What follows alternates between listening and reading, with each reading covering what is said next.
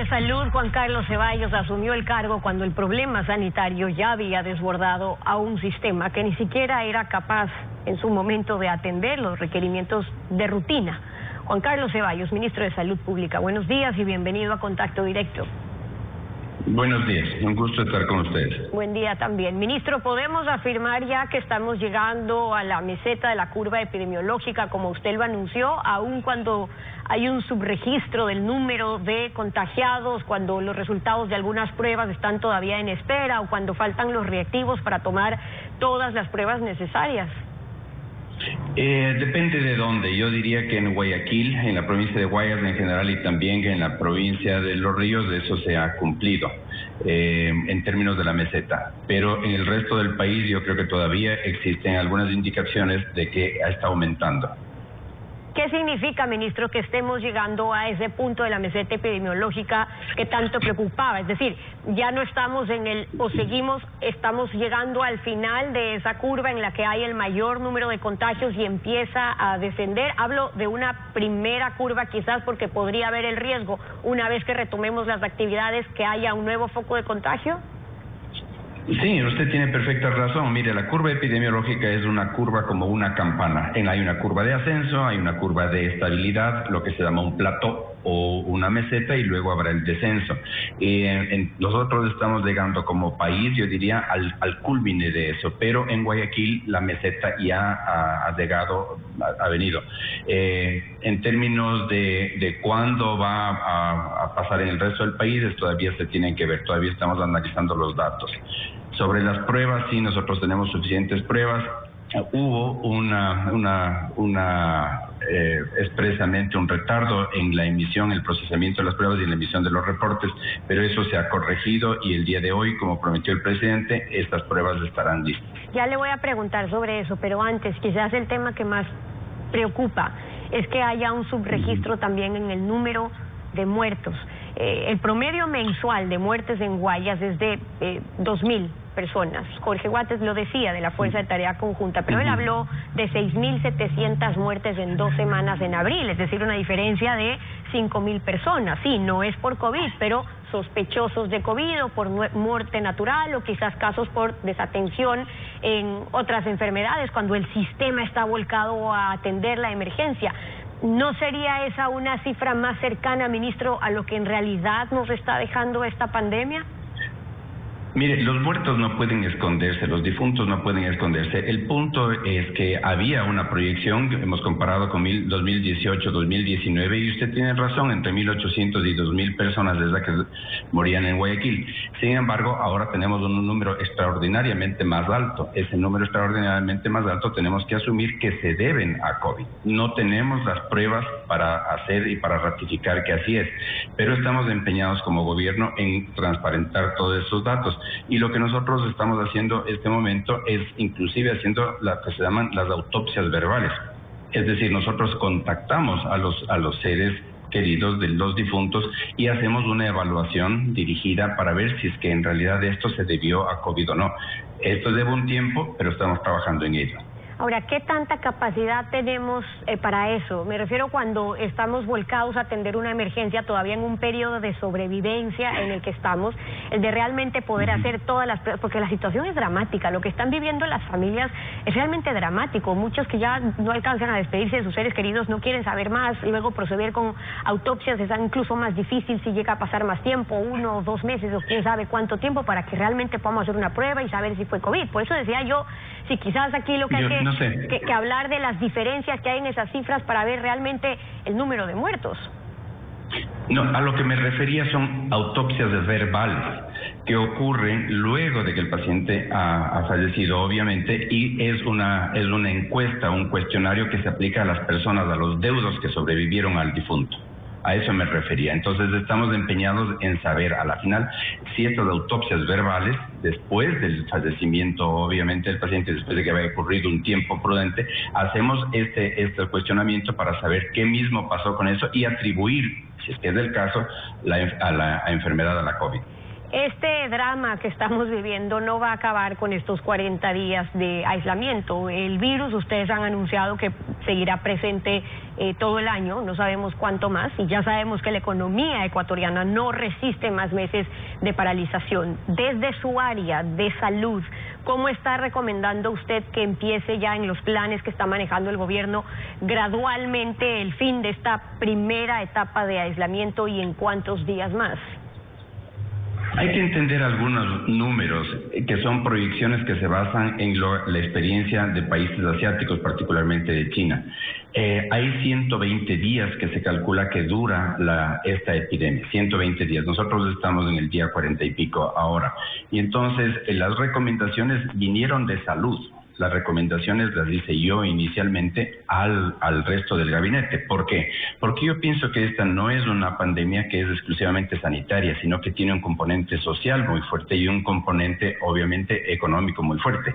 Esa es la razón por la cual nosotros vamos a ir paulatinamente y con mucha mesura, viendo cuáles son los cantones, cuáles son las provincias, cuáles son las ciudades que pueden un poco, podemos levantar todas estas restricciones que hemos estado haciendo, pero hacerlo de una manera ordenada y sobre todo, más importante todavía, de una manera perfectamente basada en los elementos científicos. Por eso estamos iniciando un muestreo a nivel nacional al respecto. Este muestreo de ver cuántas personas tienen una muestra representativas por población, por cantón, tienen la inmunidad adquirida, una inmunidad que adquirida obviamente que se viene después de que han estado expuestas al virus.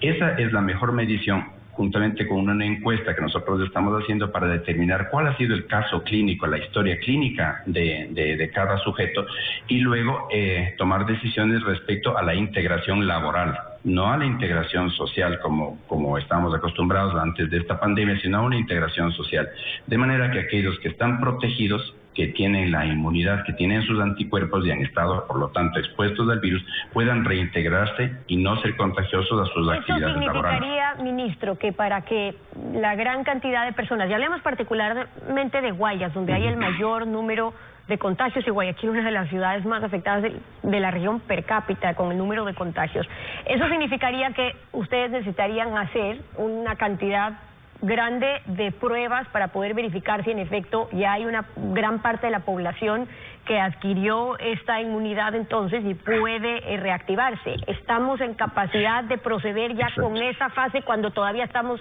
acabando de hacer las pruebas para saber si tienen COVID? Digo esto porque tenemos información de laboratorios que nos dicen, oigan, nosotros podemos hacer 800 pruebas, pero resulta que estamos haciendo solo 400 porque no llegan los reactivos, porque se quedan en Estados Unidos, y entonces lo que se conoce es que también faltan reactivos para las pruebas de COVID todavía en esa fase. Usted ha topado dos temas que son importantísimos respecto a la parte de las pruebas. Es verdad que las pruebas, nosotros no fabricamos los reactivos acá y estamos sujetos a lo que el mercado internacional nos aporta. Entonces, ha habido una competencia brutal, todo el mundo quiere hacer pruebas, todo el mundo quiere comprar reactivos, etcétera. Pero yo le aseguro que el día de hoy, las pruebas que estaban rezagadas, y que lamento que hayan estado rezagadas, van a ser solucionadas el día de hoy. Podemos ampliar en cómo hemos hecho esto, pero uno de los aspectos es la compra o el comodato con la máquina que está en INISP en Guayaquil. El segundo aspecto es la necesidad de ir evaluando a las personas que usted bien dice que ya estaban expuestas y que necesitan reintegrarse a su labor, pero con todas las precauciones del caso. Y es en ese segundo tema que nosotros estamos sacando las muestras representativas que están terminándose hoy en Guayaquil, y podemos dar una idea mucho más precisa, más científicamente válida, como para decir, bueno, estas pruebas, estos sujetos, este porcentaje de la población puede reintegrarse a su actividad laboral. ¿Es verdad que los reactivos o ciertos reactivos chinos para las pruebas estaban resultando insensibles, que no se despachaban por escasez, los reactivos producidos en Estados Unidos, en Europa? Es verdad, pasó eso, no con nosotros, con el Ecuador no ha pasado, yo no tengo ninguna evidencia de que eso ha sucedido. Sin embargo, sucedió con España particularmente y con el Reino Unido, que devolvieron parte de las pruebas a China. Esto no ha sucedido en el Ecuador. Ni es parte de los reactivos que nosotros estamos adquiriendo. Ahora, ¿Ha hecho falta, ministro, el uso, o por qué no ha hecho falta el uso de requisición o incautación que le autoriza a usted del estado de excepción para proveer, en el caso de que haga falta aún, de medicamentos, de equipamiento básico, de protección al personal hospitalario, por ejemplo? ¿Ya no hace falta? Ya no hizo falta. En un momento nosotros quisimos comprar mascarillas 3M, particularmente, que son las N95, que va destinado para un tipo de personal de salud, y no nos vendieron, las guardaron, y por eso se hizo la requisición, y eso fue pública la requisición que hizo a esas mascarillas. Este momento, el último dato de hoy es que nosotros tenemos 147,000 mascarillas disponibles, y estas las estamos repartiendo de acuerdo a la utilidad, de acuerdo a lo que vamos necesitando en los diferentes centros de salud del país. Eso en cuanto a insumos o mascarillas, pero en cuanto a falta en unidades de cuidados intensivos, y me refiero por si los casos se vuelven a complicar, es decir, usted mismo habla de esta primera fase. Si vamos a reactivarnos nuevamente y la economía tiene que reactivarse, sin duda hay la posibilidad de que nuevamente podamos tener un nivel de contagio que requiera otro aislamiento, o nuevamente casos que puedan aglomerar o colapsar el sistema de salud pública. ¿Qué pasa con esas unidades de cuidados intensivos, de cómo los preparamos de aquí en adelante? Es decir, ¿ya no se requieren espacios hospitalarios provisionales como se habló? Es una excelente pregunta la que usted me está haciendo, porque en realidad lo que nosotros estamos es preparándonos para varios brotes, pero brotes menores, brotes más pequeños, brotes que pueden ser bajo control.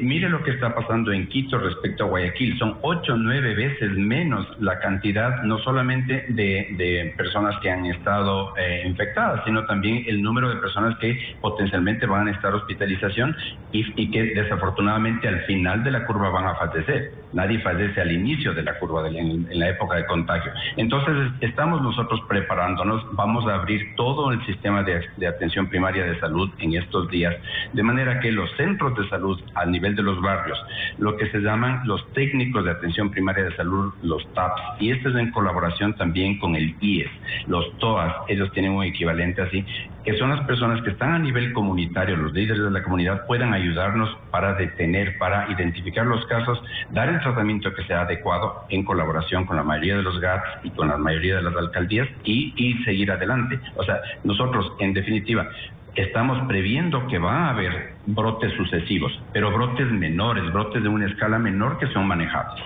Ahora, cuando escuchamos a las autoridades, ministro, hay que decir que parecería que la situación está bajo control, pero también nos damos la vuelta y tenemos las historias de médicos. Hay quienes siguen reclamando un tema de equipamiento. Hace una semana prácticamente el Colegio de Enfermeras del Guayas estaba pidiendo prendas de protección para el personal de salud, estaba pidiendo que les hagan la prueba porque no podían saber incluso si ellas mismas estaban contagiadas. ¿Cómo se está viviendo la situación de los hospitales realmente?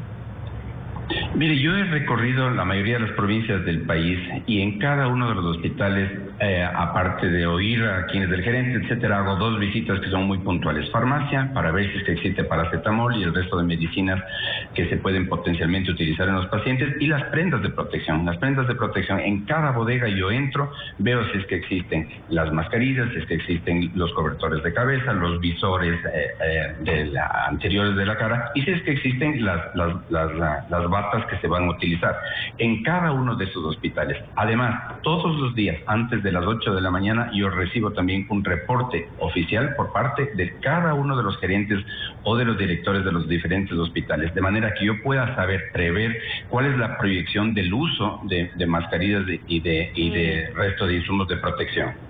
La situación hospitalaria y de salud. Juan Carlos Ceballos, el ministro de Salud, acompañándonos hoy en Contacto Directo. Muchas gracias por haber estado con nosotros.